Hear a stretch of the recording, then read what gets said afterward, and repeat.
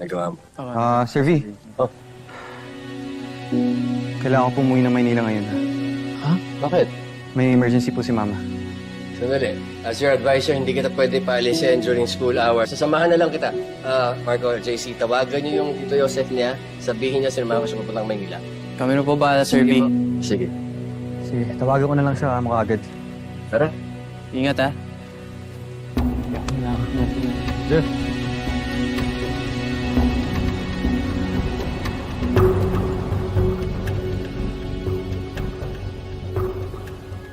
Ma?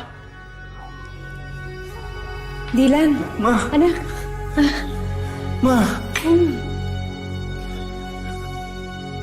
dami mo sugat. Ang dami mo sugat. Buti na ni Papa. Alam mo, napanood ko sa online. Pinadala ng Tio Joseph mo. Ang galing-galing mo kumanta. Ama, binugbog ka na ni Papa yung pwedeng iniisip mo. Ano ba, Ma? Proud lang ako sa'yo. Tsaka, sinisekreto ko yun sa papa mo. Wala namang alam sa mga tok-tok-tok-tok yun eh. Tok. Ma. Iwan mo na siya, Ma. Ba't ba tinitiis mo pa si Papa? Sabi mo sa akin, di ka niya sasaktan. Pero tignan mo yung nangyari, Ma, oh. Ma, tignan mo. Dami mo sugat, oh. Ay, alam mo, nasobrahan lang ng inom yung daddy mo. Hindi, Ma. Hindi sa inom yun. Ugali niya yun, Ma.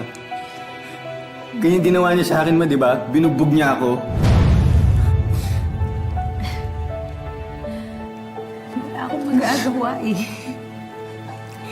Sa kanya ako nakaasa.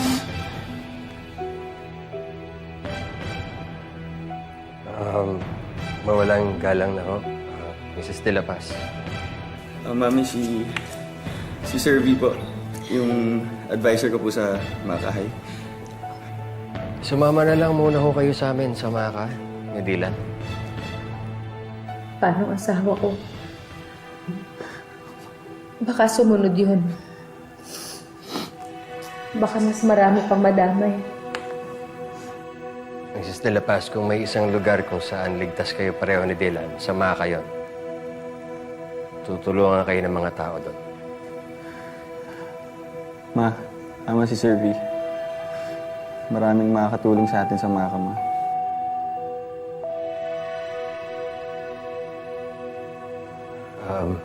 Sa labas na ako maghihintay.